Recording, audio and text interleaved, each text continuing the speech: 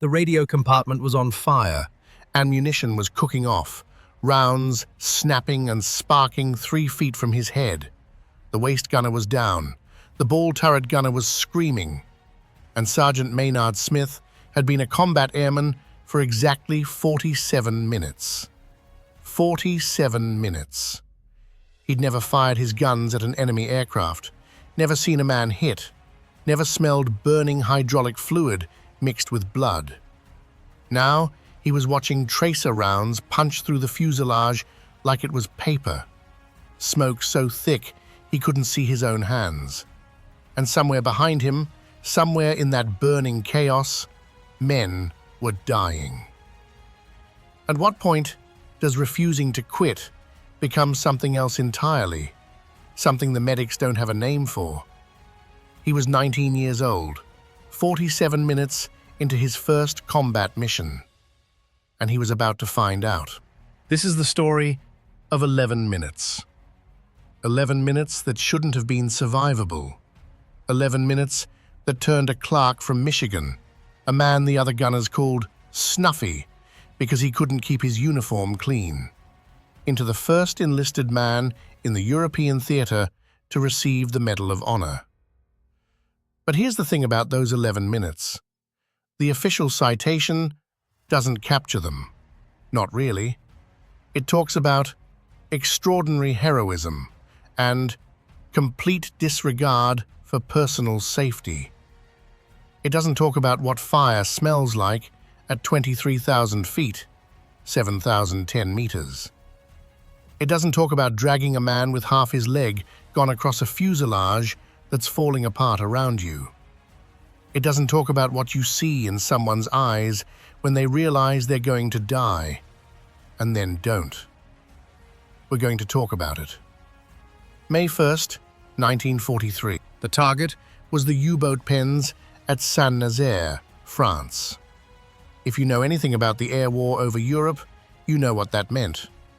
Saint-Nazaire was one of the most heavily defended targets in occupied France.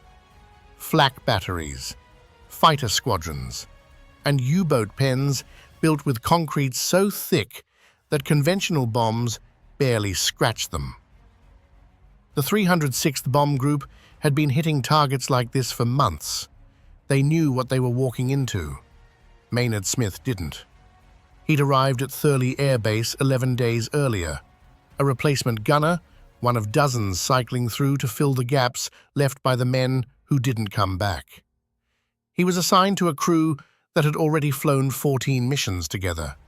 14 missions without him. They had rhythms, signals, shortcuts. They knew each other's breathing. Smith knew none of it. Here's what he did know. He was a ball turret gunner, the most exposed position on the aircraft.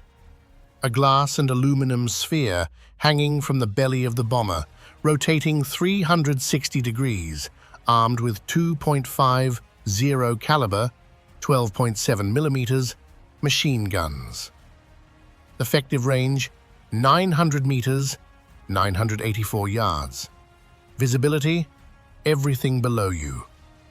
Protection, almost none. All turret gunners didn't bail out. If something went wrong, they climbed back into the fuselage through a hatch the size of a dinner plate. If the hydraulics failed, they didn't climb out at all. Average survival time in the 8th Air Force that spring, 15 missions. Smith was on his first. We covered the B-17's impossible survivability in a previous episode, but one gunner from the 306th Bomb Group would test those limits further than anyone thought possible. The formation crossed the French coast at 11:40 hours. The flak started immediately, not the scattered bursts you see in movies, dense, coordinated fire. Boxes of black smoke appearing in the air ahead, forcing the bombers to fly through the shrapnel. Smith was in his ball turret, scanning for fighters. He heard the impacts before he saw them, metal on metal, like someone hammering on the outside of a trash can. "Focke-Wulf's, 3 o'clock low," the tail gunner's voice crackling over the intercom. Then the fighters hit. The first pass killed the radio operator. Smith didn't see it happen. He was rotating his turret, trying to track a fighter diving past at 650 kilometers per hour, 404 miles per hour, when the intercom went dead.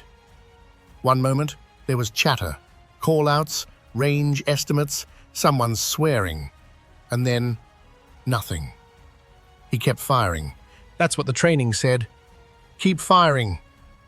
The second pass tore open the midsection of the aircraft. The B-17 lurched. Through the curved glass of his turret, Smith saw pieces of aircraft skin peeling away. He smelled smoke before he understood what it meant. Fire! Fire in the waist section!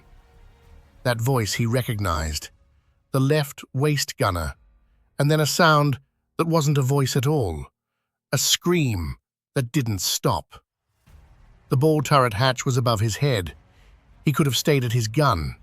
That's what the training said. Stay at your position. Keep firing. Trust the other guys to handle their jobs. But the other guys were burning. He didn't decide to climb out. That's not how he described it later. He just went. 1 second he was in the turret. The next, he was pulling himself through the hatch, and the heat hit him before he finished standing up. The waist section wasn't a room anymore. It was just fire and noise and shapes moving in smoke. The port side was burning, ammunition boxes, oxygen lines. The rubber seals around the windows had melted, and the smell was something he never talked about afterward. Not once. Visibility maybe 6 feet, maybe less. 2 men down. He could see that much. The left waist gunner, a kid named Folliard, 22 years old, wife back in Pennsylvania, was dragging himself across the floor. Both legs wrong, bent in ways legs don't bend. He was trying to reach the escape hatch. He wasn't going to make it. The right waist gunner wasn't moving at all.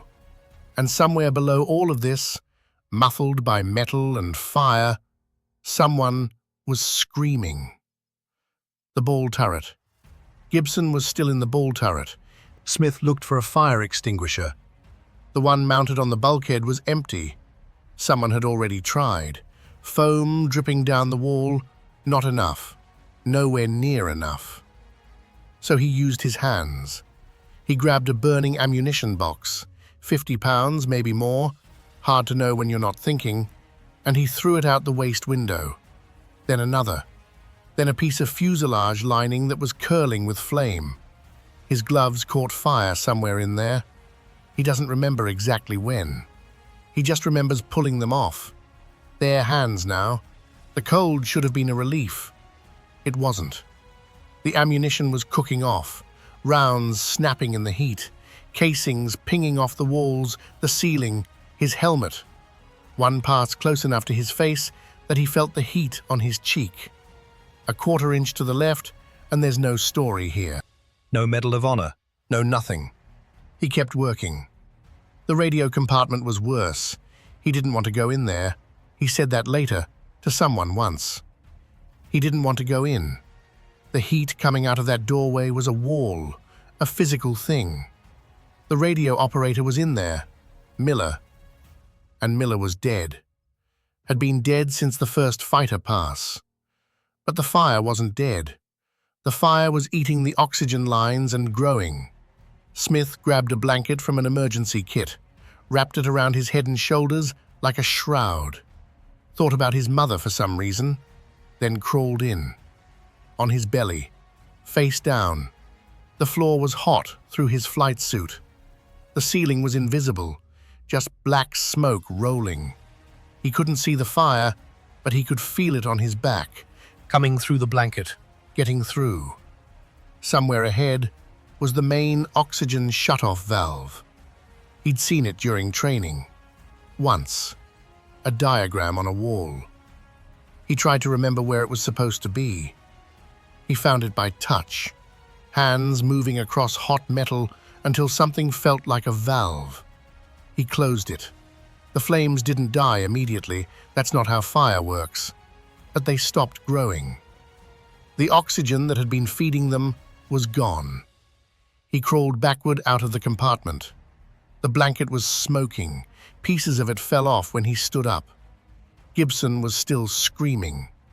Smith cleared the debris from the ball turret hatch.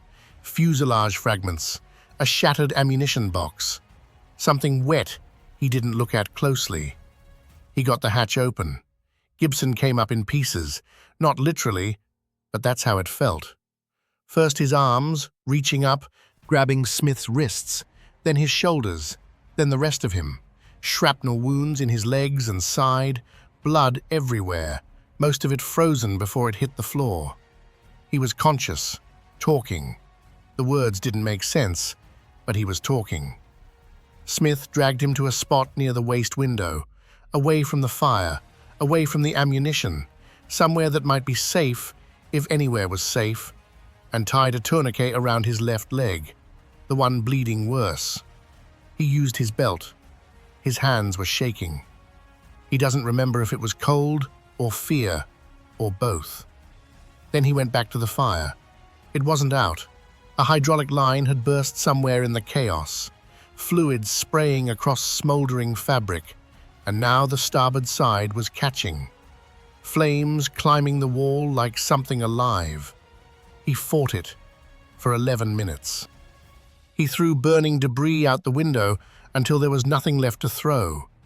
He smothered flames with his body, laying on them, rolling, crushing them out.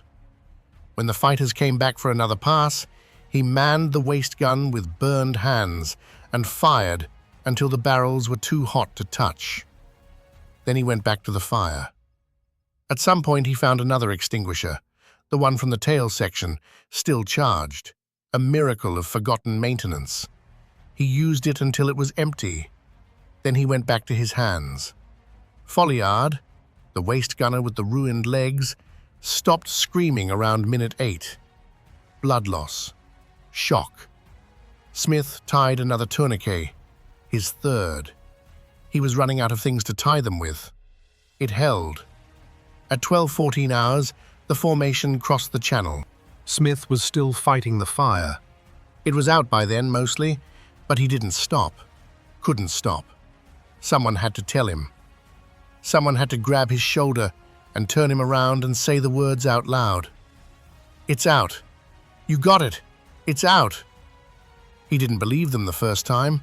They landed at Predannock Airfield in Cornwall at 13:22 hours.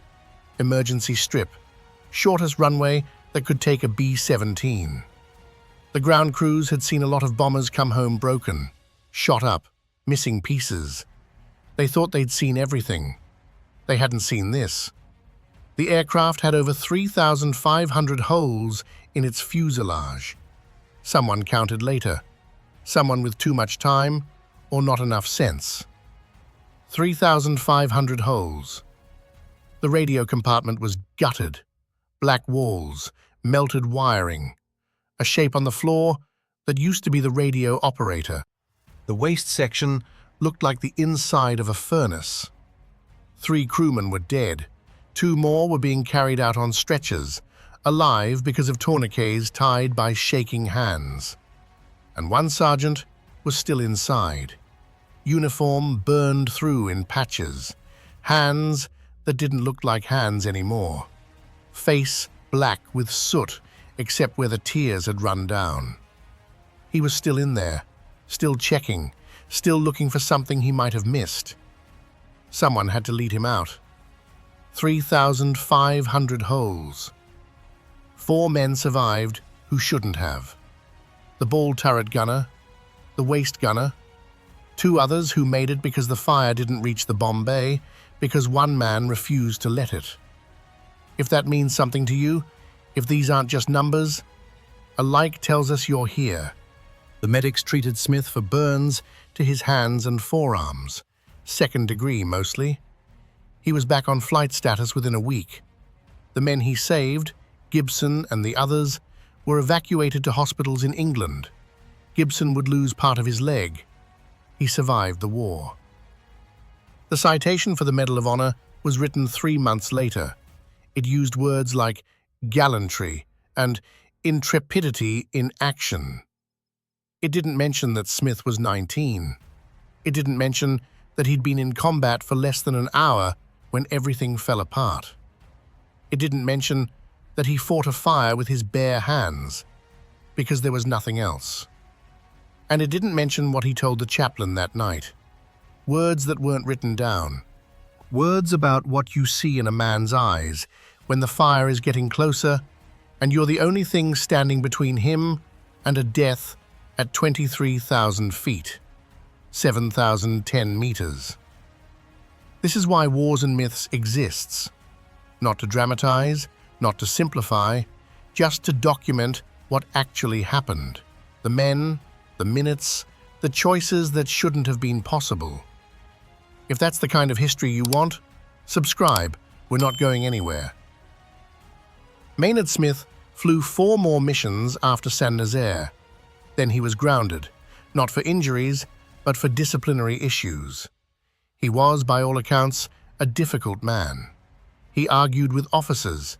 He refused to follow regulations he considered pointless. He was demoted twice before the war ended. The Medal of Honor ceremony happened without fanfare. Secretary of War Henry Stimson presented it at Thurley between missions. Smith was back in the air the next day. He never talked about what happened in that fuselage. Not publicly. The other crews knew the story. It spread through the 8th Air Force like all stories do. But Smith himself stayed quiet. When reporters asked, he changed the subject. When his family asked, decades later, he said he didn't remember the details. The ball turret gunner, Roy Gibson, remembered. He remembered a face appearing above his hatch, smoke everywhere, the sound of ammunition cooking off, and hands reaching down for him. Burned hands. Hands that shouldn't have been able to grip anything. Did your grandfather serve in the 8th Air Force? A lot of our viewers carry these stories with them. If your family has a connection to the bomber crews, the gunners, the pilots, the ground crews who patch these aircraft back together, tell us in the comments. This is how history survives. Smith died in 1984. He was 60 years old. He'd spent his post-war years working as a tax counselor of all things. A quiet life. The Medal of Honor sat in a drawer. Most of his neighbors didn't know he had it. The crews spent decades looking for him after the war. When they finally found what remained, it wasn't a grave. It was a box of letters he'd never sent. The first one was addressed to them. That story, the story of what those letters said, is one we're still piecing together. But here's what we know now. 11 minutes. That's how long one man fought. Not because he was trained for it, not because he was brave in any way he could have explained, but because the alternative was watching men die.